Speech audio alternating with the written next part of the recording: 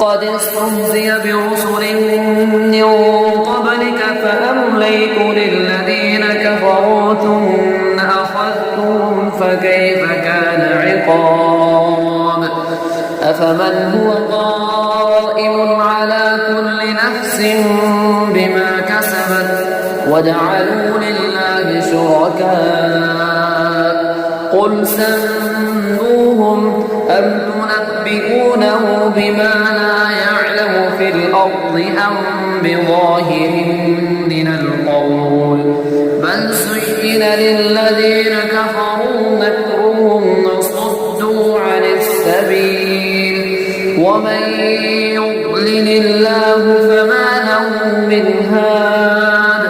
لهم عذاب في الحياة الدنيا ولعذاب الآخرة أشق وما لهم من الله من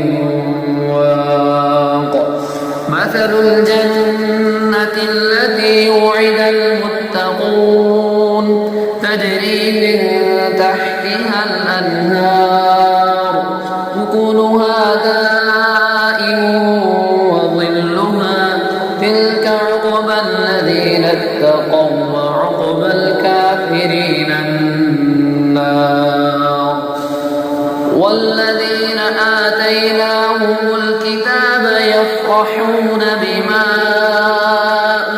أنزل إليك ومن الأحزاب من